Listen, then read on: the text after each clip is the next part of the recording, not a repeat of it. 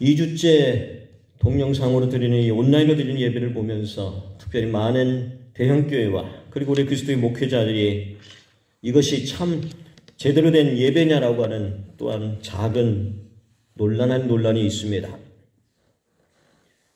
집에서 온라인으로 드리는 이 예배가 이게 믿음 있는 거냐, 교회에 와서 예배 드리는 것이 진정한 예배가 아니냐 등등 여러 가지 논란이 있습니다. 일상적인 행복이 너무 그리운 이 3월 1일 날 이 중심에 신천지라는 이단 그룹이 있습니다.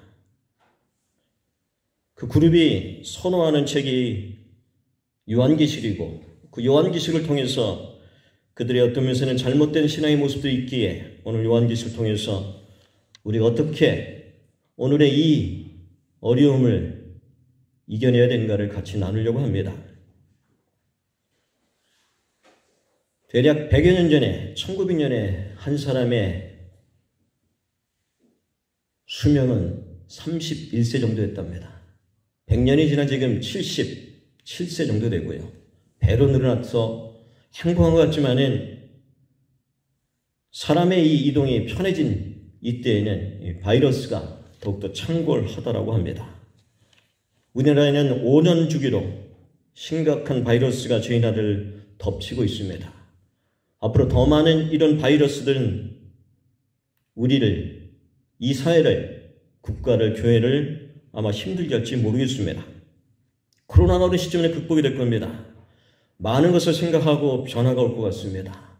교회가 무엇인지, 믿음이 뭔지, 예배 등등 많은 것들을 생각하고 방향을 새롭게 잡아야 될 것 같습니다. 우리가 만찬을 합니다. 그 만찬하는 이유가 예수 그리스도의 피로. 다른 말로 하면 우리를 뭘 만드셨다는 겁니까? 나라와 제사장으로. 구약에 약속된 이 놀라운 이 약속들이 예수 그리스도의 십자가의 사건을 피 흘리심으로 이루어졌다라고 하는 것을 얘기하고 있습니다. 그런데 거기 보면은 5절에 보면 예수 그리스도를 뭐라고 지금 설명하고 있습니까? 충성된 증인으로. 증인이란 말은 순교랍니다. 순교. 충성된 증인으로 어떻게 하셨다는 거예요? 죽으셨다는 겁니다. 예수 그리스도께서 십자가의 이 죽음, 먼저 죽으셨기 때문에 그 죽음을 통해서, 십자가의 죽음을 통해서 우리를 나라와 제사장으로 삼으셨다라고 말씀하면서 시작을 합니다. 이걸 먼저 우리가 기억을 해야 되겠습니다. 어떻게 그렇다면 어떻게 이 죽임당하신 모습이 어디에 또 나올까요? 구석구석에 나오지만 5장 가겠습니다. 요한계시록 5장을 갑니다.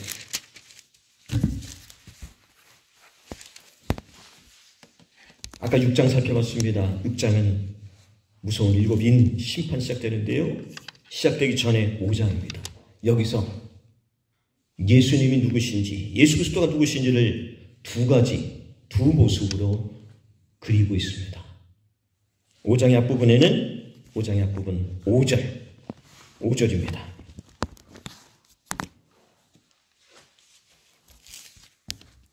계시록 무슨 이렇게 수업 시간 아니니까요. 중요한 것만 보도록 하겠습니다. 계시록 5장 5절입니다. 같이 읽을까요? 시작. 장로 중에 한 사람이 내게 말하되 울지 말라. 유다 지파의 사자 다윗의 뿌리가 이었으니 그 두루마리와 그 7인을 떼시라 하시더라. 요한이 이게 하나님 손에 있는 두루마리를 보고 궁금했어요. 그런데 아무도 뗄 수 있는 사람이 없습니다. 5장 부분에 보면은. 그런데 그걸 떼기에 합당한 사람이 한 사람이 따릅니다. 그 사람을 좀 소개하고 있습니다. 첫 번째가 뭐라고 소개를 하고 있습니까? 유다 지파의 사자 다윗의 뿌리. 너무나 쉽게 이해할 수 있겠죠? 구약에서 약속된 메시아, 유다 지파의 다윗의 뿌리로부터 오는 예수 그리스도. 그것은 구약에서부터 그렇게 기다렸던 막강한 힘을 지닌 군사적인 힘 있는 메시아의 모습입니다. 이 메시아의 모습이 이 두루마리를 뗄 수 있느냐? 그렇지 않습니다. 또 다른 모습이 6절에 나옵니다. 또 다른 모습이. 이게 요한계시록이 얘기해주는 핵심입니다. 핵심. 6절. 6절부터요. 6절부터 8절까지 같이 읽겠습니다. 시작. 내가 또 보니 보좌와 네 생물과 장로들 사이에 한 어린 양이 서 있는데 일찍 죽음을 당한 것 같더라. 그에게 7뿔과 7눈이 있으니 이 눈들은 온 땅에 보내심을 받은 하나님의 7영이더라. 그 어린 양이 나와서 보좌에 앉으시니 오른손에서 두루마리를 취하시니라. 그 두루마리를 취하심에 네 생물과 24장로들이 그 어린 양 앞에 엎드려 각각 검은 고와 향이 가득한 금대접을 가졌으니 이 향은 성도의 기도들이라. 이 이야기 잘 모르겠죠? 어렵죠? 핵심만 놓치지 않으면 됩니다. 지금 예수 그리스도의 모습, 두 가지 모습이 있습니다. 하나는 5절에 유다 지파의, 그리고 다윗의 뿌리로서의 막강한 힘을 지닌 모습. 근데 또 다른 모습이 어디 나옵니까? 6절에 뭐라고 되어 있습니까? 일찍 죽임당한 어린 양. 어떤 모습이, 두 가지 모습인데 어떤 모습이 이 두 마리를 좀 뗍니까? 막강 힘이 아닌 어떤 모습? 일찍 죽임당한 어린 양. 이게 오늘 계시록이 보여주고, 그리고 싸워 이겨라고 하는, 이겨야 될, 어린 양을 따라가야 될 우리들이, 그리스도인들이 제대로 알고 배워야 될 핵심입니다. 미리 얘기하면 다른 말로 하면은 입 맞아가지고 어떤 암도 우리를 침범하지 못하고 바이러스로 침범하지 못하는 것이 아니라 일찍 죽임당한 어린 양을 따르는 삶을 제대로 살아내는 것. 이게 계시록이, 그리고 성경 전체가 우리에게 도전해주고 보여주는 진정한 신앙의 모습이라는 겁니다. 전쟁이, 바이러스가, 기근이 여러 가지 어려움을 받고 어려움을 이겨내 살아남았습니다. 그럼 적어도 어떻게 해야 될까요? 하나님께 돌아와야 되겠지만 어떻게 됐다고요? 이 재앙에 죽지 않고 남은 사람들은 손으로 행한 일을 회개하지 않냐고요. 오히려 하나님을 찾는 것이 아니라 귀신과 보거나 듣거나 다니지 못하는 목사의 우상이 전하고 더 악해진 겁니다. 이 인간의 마음입니다. 오늘 우리 주변에서 지금 힘들어하는데 이때 조금 더 이윤을 내겠다고 하는 모습들을 봅니다. 그게 바로 여기의 모습 속에서 비슷한 게 아닌가라는 생각도 듭니다. 20절, 21절 읽으면서 하나 여러분들이 관심 가져야 될 표현 하나가 있습니다. 20절인데요. 이 재앙에 죽지 않고 남은 사람들, 더 악해지고 우상을 섬기는 이 사람들이 하나님께로 돌아오는 비전이 계시록에서 보여줍니다. 어떻게 이 사람들이 돌아올까요? 무시무시한 심판 속에서도 이 사람들 하나님께 돌아오지 않는데 어떻게 돌아올까요? 그 비전이 계시록의 가운데 있는 11장에서 나타나고 있습니다. 많이 들어보셨을 거예요. 두 주인에 관한 이야기. 11장은 바로 두 주인에 관한 얘기를 하고 있습니다. 11장 3절에 나오고 있습니다. 두 주인에 관한 것이. 11장 3절 내가 나의 두 주인에게 권세를 주리니 그들이 굵은 베옷을 입고 1260일을 예언하리라. 두 주인이 누구야? 오늘 그런 거에 여러 가지 얘기합니다. 이거를 신천지에서 누구라고 얘기하는데요. 두 주인 계속 일관되게 누구라고 볼 수 있을까요? 교회고요. 하나님의 백성이다 라고 쉽게 얘기하면 됩니다. 이 백성이 어떻게 감당을 할까요? 쭉 내려가실까요? 쭉 내려가시면은 7절입니다. 7절. 같이 읽을까요? 시작. 그들이 그 증언을 마칠 때 무정에부터 올라오는 짐승이 그들과 더불어 전쟁을 일으켜 그들을 이기고 그들을 죽일 터인지. 두 증인이 증언의 사역을 마칠 때 어떻게 된다고요? 하늘나라 바로 올라가는 것이 아니라 어떻게 된다고요? 죽임당한다고요. 계속 죽는 얘기 나옵니다. 어린 양, 일찍 죽는 어린 양처럼 죽는 얘기 나와요. 그런데 놀라운 일이 벌어집니다. 놀라운 일이 벌어집니다. 그들의 시체가 8절입니다. 큰 성길이 있으리니 그 성은 영적으로 하면 소돔이라고도 하고 애굽이라고 하니 또 곧 그들의 주께서 십자가에 못 박히신 것이라. 주님을 닮아가는 것. 어린 양 대신 이 주님을 닮아간 모습을 보여주고 있습니다. 그 두 주제에 대한 얘기의 마지막이 있죠. 마지막 13절입니다. 13절. 아까 기억하라는 표현하셨죠? 남은 사람들. 13절 같이 읽겠습니다. 시작. 그때 큰 지진이 나서 성 10분의 1이 무너지고 지진에 죽은 사람이 7천이라. 그 남은 자들이 두려워하여 영광을 하늘의 하나님께 돌리더라. 남은 사람들이 영광을 어떻게 돌린다고요? 돌린답니다. 뭐 때문에? 뭐 때문에요? 무시무시한 심판에도 살아남은 사람들이 하나님께 돌아오지 않고 더 악해졌는데 어떻게? 뭐 때문에? 교회가 그리스도인이 일찍 주일당 어린 양 닮아서 끝까지 어떻게 할 때요? 그리스도는 다움을 감당할 때 그 악한 마음 가진 사람들이 하나님께로 돌아온다라고. 이게 계시록이 보여주는 비전입니다. 두려운 책이 아니고요, 선교와 그리스도인 나온 삶을 어떻게 살아가는지를 보여주는 책입니다. 이마에 임을 마셔 너만 살아가는 것이 아니고 어떻게 감당하는 거예요? 주님께서 가신 그 길을 저도 가겠습니다라고 하는 위기 앞에서, 두려움 앞에서, 떠는 이 공포 속에서, 아무것도 하지 못하게 만든 이 두려움 속에서, 이 두려움은 죽음에 대한 이 공포는 누구를 생각할 수밖에 없을까요? 무엇을 생각할 수밖에 없을까요? 나도 죽을 수 있다고 하는 것, 죽음이 왜 무엇인가라고 하는 어떤 것, 신적 존재를 생각할 수밖에 없고요. 그 두려움은 뭐에 대한 만남으로 이어질 수밖에 없을까요? 그것은 하나님과의 만남을 가질 수밖에 없습니다. 이게 바로 성경이 얘기하는 경외감이죠.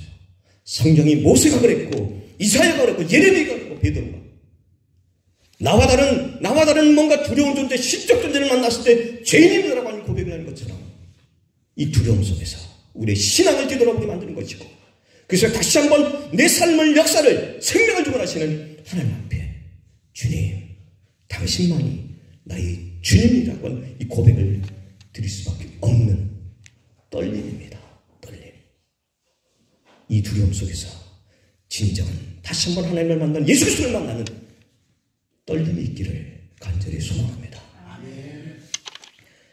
이 떨림은 어떤 걸 가져올까요? 그것은 울림입니다. 그 울림은 뭐라고 얘기할 수 있을까요? 그건 윤리입니다. 윤리. 천상의 세계를 경험하고 놀라운 것을, 신앙을 경험하는 신앙들이 있겠죠. 종교가 있겠죠. 그러나 거기만 머문다면 그것은 좋은 종교가 아닙니다.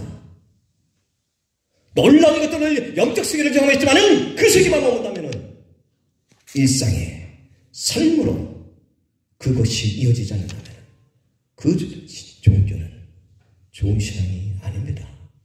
그러나 우리가 믿는 이 하나님 믿는 이 성령은 그 경험 이후에 삶을, 윤리를 말하고 있습니다. 공동체 속에서, 부부간의, 직장에서 어떻게 살아야 된다라고 하는 것을 말하고 있습니다.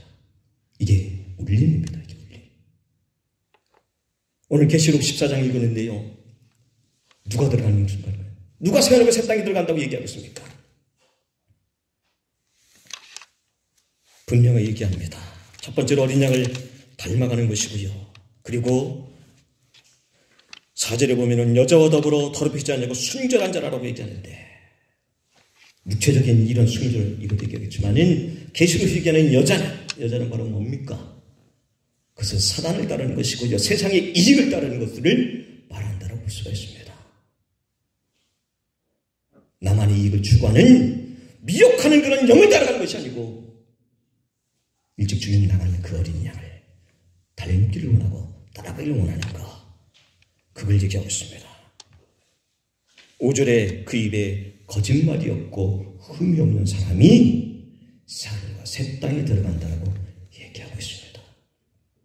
모두가 힘들은 이 시점에 좋다, 잘됐다, 이익을 왕창 챙기자라고 하는 그러한 거짓이 없는 사람들이, 삶 속에 나라는 이 모습이 구별된 그리스도인다운 삶, 어린 양을 따라가는 이 삶의 모습을 드러내는 이 울림이 이 위기를 극복할 수 있지 않겠습니까?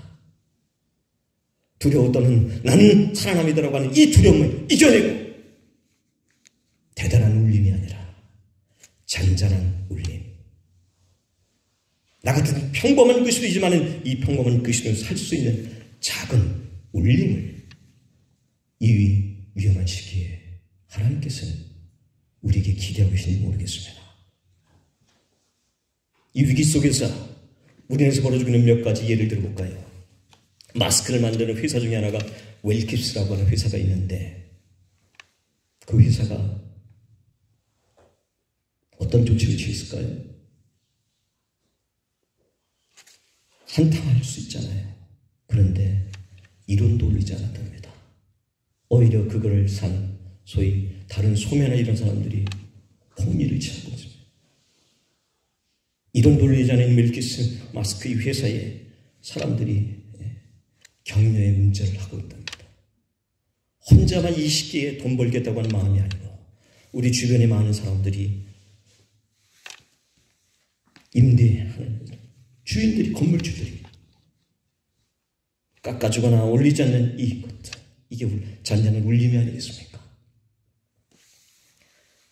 부산광역시의회에서 지난 28일 홈페이지에 여러분 보셨겠지만 이렇게 올렸답니다. 코로나19 극복 믿는다 대한민국. 그래서 거기에 그래프 하나를 첨부했습니다. 그래프에 이렇게 설명되어 있습니다. 확진자가 많다고요? 압도적 검사로 빨리 찾아내는 겁니다. 2월 27일 기준으로 한국과 일본과 미국을 비교했습니다. 한국 검사 건수가 64,886건이고요. 확진자가 1,766명이었습니다. 2월 27일 기준. 확진율이 몇 프로냐? 2.7%입니다. 일본 26일 기준에 1,890건, 비교가 안 됩니다. 그중에 확진자가 164명이고요. 확진율이 8.7%입니다. 미국이 그날 기준으로 445건이었고요. 14명입니다. 3.1%입니다. 확진자가 많은 것 같지만은 빨리빨리 처리합니다. 미국은 이걸 한 번 받으려면 400만 원이나 듭니다. 그러지 못하고 있는 건가요? 거기에 이렇게 뉴스에서, 이 다른 기사에서, 뉴스에서 이렇게 표현을 했습니다. 회피하지 않고 가장 용감하게 싸우는 나라가 바로 대한민국입니다. 두려워하고 피하고 도망가는 것이 아니라 우리는 맞서 싸워야 됩니다.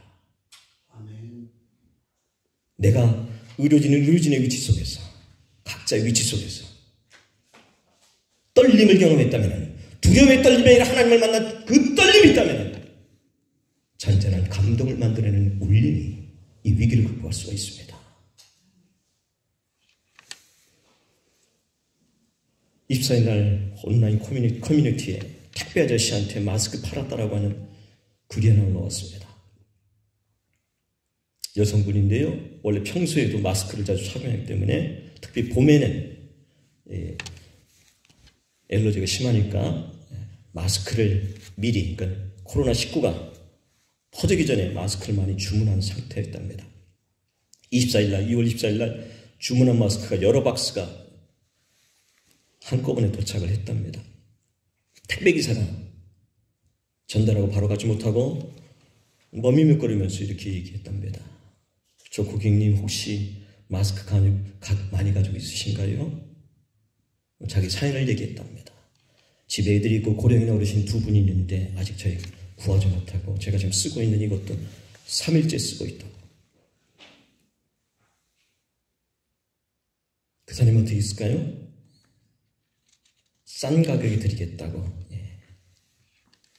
한 박스 100개 되는 거 1만 원, 10,000원만 받고 가져가시라고 나눴습니다.